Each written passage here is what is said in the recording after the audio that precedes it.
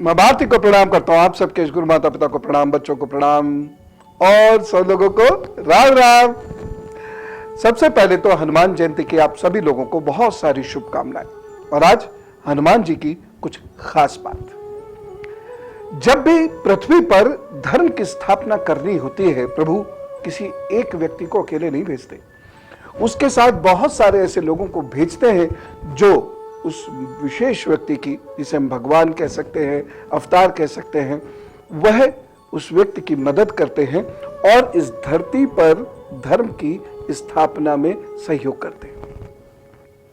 भगवान श्री राम जी का अवतरण होने से पूर्व बाली को भेजा, जामवंत को भेजा, सुग्रीव को भेजा गया, हनुमान जी को भेजा गया, जिससे कि ये लोग ऐसा एक व्यूह रचना कर दे जिसमें जो हमारे अवतार हैं, जो हमारे भगवान हैं, वे सुरक्षित रहते हुए धर्म की स्थापना कर सके। हर युग में इसी प्रकार से हुआ है। भगवान श्री कृष्ण के समय में भी इसी प्रकार से हुआ है। भगवान राम की सबसे बड़ी शक्ति हनुमान जी है। हनुमान जी सुमेरु पर्वत पर रहने वाले केसरी नंदन, जो वहां के राजा भी हैं, और मां अंजना के पुत्र हैं। माता पिता के व्यक्तित्व का कितना जबरदस्त प्रभाव बच्चे के ऊपर पड़ता है, ये देखिए। हम लोग श्री हनुमान जी के बारे में बहुत कुछ जानते हैं, लेकिन श्री हनुमान जी को ये शक्तियां किनसे मिली, ये मैं बताता हूं। उनके पिता केसरी, जो अद्भुत शक्तियों के स्वामी हैं, बेहद विचारशील व्यक्ति हैं, भावुक हैं और करुणामयी हैं। उनको यानी हनुमान जी को दूसरी विशेष शक्तियां कहां से मिली? उनकी मां से, जो एक बेहद बुद्धिमान, तपस्वी और सिद्ध स्त्री है। सिद्ध स्त्री का अर्थ क्या है? जब भी हम सिद्ध की बात करते हैं, हम सीधे ये कल्पना करते हैं कि अब बस इनको शिव जी सिद्ध हो गए, इनको हनुमान जी सिद्ध हो गए। सिद्ध का अर्थ है परफेक्शन। वह अपने कार्य में परफेक्ट है, वह चिंतनशील है, विचारवान है, वह अनेक विषयों की ज्ञाता है। और इन दोनों ने मिलकर जो जीन्स श्री हनुमान जी में ट्रांसमिट किए, उससे वह बचपन से ही बेहद विलक्षण है। करुणा भी उनके अंदर है, वीरता भी उनके अंदर है, ज्ञान भी उनके अंदर है। आप अक्सर सुनते होंगे कि उनको पवन पुत्र कहा जाता है, और इस बात को लेकर बच्चों में बहुत कंफ्यूजन है कि वह केसरी नंदन भी है, वह आंजनेय भी कहलाते हैं और वह पवन पुत्र भी कहलाते हैं। तो क्या केसरी का नाम पवन है? और यह नहीं तो दो पिताओं का नाम क्यों आता है? दरअसल जो मनुष्य को कुछ भी देता है, देवता कहलाता है। वायु मनुष्य को जीवन देती है, इसलिए देवता कहलाती है, वायु देव कहलाते हैं। वह कोई व्यक्ति रूप में नहीं, हमने उन्हें पर्सोनिफाई किया है उनके गुणों को समझने के लिए, लेकिन वह वायु है। और वायु के स्वयं के अंदर अनेक तत्व, अनेक गुण छुपे होते हैं। मैं इसको एक अलग एंगल से देख रहा हूं, आपके देखने का दृष्टिकोण अलग हो सकता है।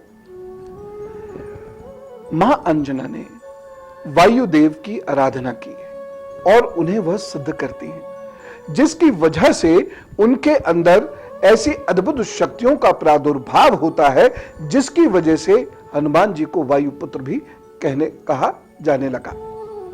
और ध्यान से सुनिएगा, उनको वायु का औरस पुत्र कहा गया है।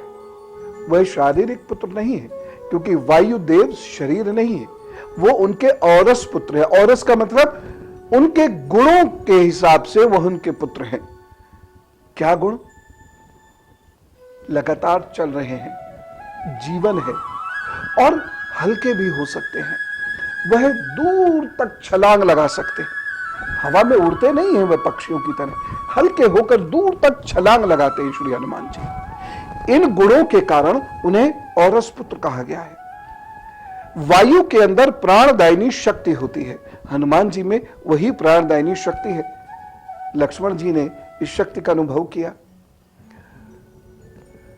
वायु का अनेक स्थानों पर विशेष रूप से प्रयोग किया गया है, जैसे कान्यकुब्ज, अब ये ब्राह्मण होते हैं। लेकिन कुब्ज का क्या अर्थ है? वायु का कुपित होना, जिसकी वजह से जहां एक और कॉन्स्टिपेशन हो सकता है, पेचिश हो सकती है, वहीं हड्डियों में कुबड़ तक आ सकता है। इन कन्याओं का वर्णन मिलता है रामायण के अंदर। तो उनकी वायु कुपित होने की वजह से, और उसकी कथा इसी प्रकार चलती है कि वायुदेव से उनका झगड़ा हो गया, वायुदेव ने श्राप दे दिया, आदि आदि। लेकिन मूलतः उनकी वायु कुपित होने से उनके शरीर में यह विकृति उत्पन्न हो गई थी। बात पुनः हनुमान जी की करते हैं। तो हनुमान जी के पास वायु की शक्तियां हैं, जो वायु के गुण हैं, वह गुण उनकी जीन्स में विद्यमान है। इस वजह से उन्हें वायु का औरस पुत्र कहा है। यानी वायु के गुणों की वजह से, वायु के गुण उनके अंदर आने की वजह से वह वायु के पुत्र माने जाते हैं। लेकिन शारीरिक पुत्र नहीं है वो वायु के, वह तो केसरी, राजा केसरी जो सुमेरु पर्वत पर रहते हैं, उनके और मां अंजना के पुत्र हैं। दूसरी बात, एक कथा यह आती है कि हनुमान जी सूर्य को खाने चल दिए थे। वह एक बालक है, उगते हुए सूर्य को देखते हैं और देखकर उनको लगता है ये कोई फल है, और उस बालक के अंदर बहुत शक्तियां हैं, अष्ट सिद्धि नवनिधि वह उनके अंदर हैं। वह अपने शरीर को बहुत हल्का करके बहुत लंबी छलांग लगाते हैं, यह सोचकर कि वह सूर्य को खा जाएंगे। वह सूर्य की तरफ लपक रहे हैं, लेकिन पत्थर से टकरा जाते हैं, गिर जाते हैं। हनु यानी थोड़ी उनकी टूट जाती है, इसलिए वह हनुमान है। वह सूर्य तक नहीं पहुंचे। सूर्य तक कोई किसी युग में कभी नहीं पहुंचा। और जिस सूर्य से श्री हनुमान जी का संबंध है, वह सूर्य देव कौन है? वह ये आग का गोला सूर्य नहीं है, क्योंकि हनुमान जी नियंदरथल रेस के व्यक्ति हैं। यानी मनुष्य की उत्पत्ति जब जमीन पर हो चुकी है, तो वह उसी उत्पत्ति के तहत इस धरती पर अवतरित हुए हैं। वह ब्रह्मांड की रचना के उपरांत, धरती की रचना के उपरांत, जब मनुष्य धरती पर बनने लगा है, तब वह अवतरित हुए हैं। और उस वक्त सूर्य की अग्नि सूर्य के पास किसी को नहीं आने देती है। हनुमान जी सूर्य के पास नहीं पहुंचे। ये हम लोग अतिशयोक्ति अलंकार का प्रयोग करते हैं और इस वजह से ऐसी बात करते हैं। लेकिन ना तो हनुमान जी ने सूर्य का कभी भक्षण किया है और न ही वह सूर्य के पास जा सकते थे। जिस सूर्य ने उन्हें ज्ञान दिया, मुझे ऐसा लगता है ये आग का गोला सूर्य तो किसी को ज्ञान नहीं देगा, और न ही वह धरती पर आ सकता है, क्योंकि धरती से वह 12 लाख किलोमीटर से भी अधिक दूर है। और दूसरी बात, वह धरती से 108 गुना अधिक है। तो फिल्मी अंदाज में कहानी तो समझ में आती है, सूर्य का गोला पलक झपकते ही एक मनुष्य में परिणत हो गया, धरती पर आ गया, हनुमान जी को वह ज्ञान दे रहा है। लेकिन ऐसा हुआ नहीं होगा, क्योंकि किसी भी इतिहास परक शास्त्र में इसका कोई वर्णन नहीं है।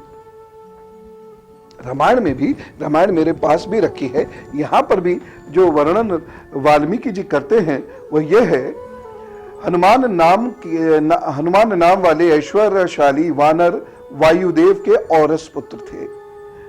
उनका शरीर वज्र के समान सुदृढ़ था, वह चलने में गरुड़ के समान है। ये इस प्रकार से उन्होंने लिखा है। सभी श्रेष्ठ वानरों में वह सबसे अधिक बुद्धिमान और बलवान थे। इस प्रकार कई हजार वानरों की उत्पत्ति हुई। इस प्रकार से उन्होंने लिखा है। जैसे एक मनुष्य की उत्पत्ति होती है, लेकिन एक विलक्षण मनुष्य की जो उत्पत्ति होती है उसके बारे में यह वर्णन है, और उसको सूर्य नाम के किसी विद्वान ऋषि ने पढ़ाया होगा। बहुत सारे नाम ऐसे होते हैं, आज भी होते हैं, कि स्कूटर का नाम जुपिटर है। अब इसका अर्थ ये नहीं है कि जुपिटर नाम का ग्रह एक स्कूटर में तब्दील हो गया और उस पर कोई आदमी बैठकर चलने लग गया। यह दरअसल अतिशोक्ति अलंकार है या कहीं रूपक अलंकार का प्रयोग किया जाता है। अनेक अलंकारों का प्रयोग किसी भी साहित्य में किया जाता है और उसको उसी ही रूप में समझने की आवश्यकता है। मेरा बेटा चांद का टुकड़ा है, यह अलंकार है।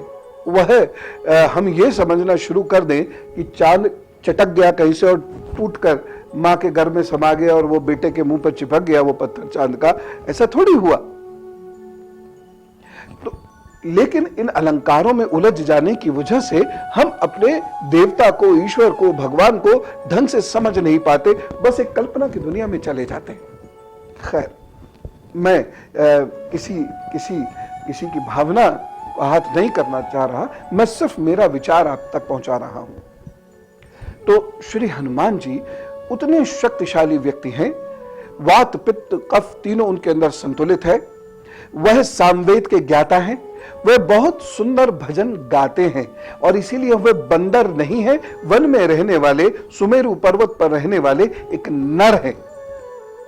हमारी गलती की वजह से हम पूरी दुनिया में अपने हनुमान जी को छोटा कर रहे हैं। मंकी गॉड, वो मंकी नहीं है। कोई स्पेशी ऐसी नहीं हुई है बंदरों की जो गाती हो, बोलती हो। उनको स्ट्रेटेजी का अनुभव है, उनको दुश्मन को हराने का अनुभव है, वे अनेक शस्त्रों को चलाने में प्रवीण है। वह बेहद ज्ञानी है। वह हनुमान जी के काउंसलर भी हैं। हनुमान जी क्षमा करें, वो श्री राम जी के काउंसलर भी हैं, एडवाइजर भी हैं, लक्ष्मण जी के हीलर भी हैं। अपने में मस्त रहते हैं। हनुमान जी श्री राम जी के काउंसलर भी हैं, तो लक्ष्मण जी के हीलर भी हैं, तो वेद के ज्ञाता भी हैं। तुमरे भजन राम को भावे। जब वो भजन गाते हैं, जब वो वचन बोलते हैं, तो प्रभु श्री राम उन वचनों को बहुत ध्यान से सुनते हैं। वह कोई साधारण व्यक्ति नहीं है और बंदर तो बिल्कुल नहीं है। वह सिद्ध पुरुष है, जिनके पास अष्ट सिद्धियां हैं, नव निधियां हैं। वो पर काया में प्रवेश कर सकते हैं, शरीर को छोटा कर सकते हैं, शरीर को बड़ा कर सकते हैं, शरीर को ग्रेविटेशनल फोर्स को मात देते हुए अधिक भारी कर सकते हैं, शरीर को अत्यधिक हल्का कर सकते हैं। बहुत लंबी कूद वह लगा सकते हैं, जिसे हम उड़ने की संज्ञा देते हैं। वह पशु पक्षियों की भाषा को समझ सकते हैं। जंगल में रहने वाले लोग आज भी समझते हैं। अरे उसको छोड़िए, जिनके घर में पशु पक्षी पलते हैं वह भी समझ जाते हैं कि इसे खाना चाहिए या इसे प्यार चाहिए, समझते हैं। तो ऐसे हैं श्री हनुमान जी जो बेहद विद्वान हैं। और बच्चों, खास तौर से आपकी जिंदगी में आपके भगवान तभी प्रवेश करेंगे जब आप उनके तत्व और व्यक्तित्व को गहराई से समझेंगे, उसके साथ आत्मसात करेंगे। और इसीलिए मैं कह रहा हूं, हनुमान जी एक कुशल विद्यार्थी हैं। उन्होंने बाकायदा शिक्षा ग्रहण की है। उनको शिक्षा देने वाले ऋषि का नाम है सूर्य। उन्होंने वेद विज्ञान की शिक्षा ली है, उन्होंने अस्त्र और शस्त्र की शिक्षा ली है। वह शास्त्रों में निपुण है और इसमें संगीत शास्त्र में भी वह निपुण है। इसी वजह से उनके वचन भी और उनके भजन भी वह राम को भाते हैं। ऐसे श्री हनुमान जी की जयंती है। तो ईश्वर को हम अपने जीवन में उतारें। वह जो संघर्ष करते हैं उससे हम सीखें, वह जो पढ़ते लिखते हैं उससे हम सीखें। हम उनकी पूंछ में उलझ के रह गए कि वह पूंछ 1 योजन की है कि 2 योजन की, अभी छोटी हो जाती है, अभी बड़ी हो जाती है, जबकि वह बंदर नहीं है, वह मनुष्य है।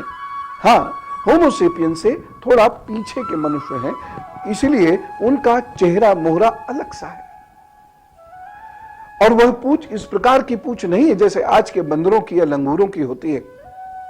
वह उस प्रकार की पूंछ नहीं है। उस शरीर को बैलेंस करने के लिए, क्योंकि वो बेहद लंबे होते थे, भारी शरीर होता था, और उसको बैलेंस करने के लिए, शायद उसको सेंट्रीफ्यूगल फोर्स कहते हैं, एक फोर्स चाहिए जो शरीर के मध्य स्थान में होना चाहिए, जिससे शरीर आगे की ओर झुककर गिर ना जाए या पीछे की ओर गिरकर उठ ना पाए।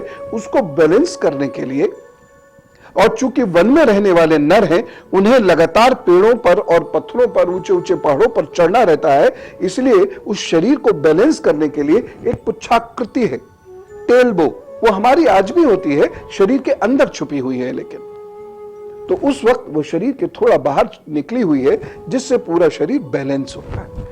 लेकिन वो उस प्रकार की पूंछ नहीं है, बजाय जा तू प्यारे हनुमान चिटकी कहते हुए थे, वो तो पूंछ पे ही बैठ गए अपनी। वह पूंछ कभी 1 फीट की हो गई, कभी उनको 12-15 फीट की आग का फीट का आसन दे दिया।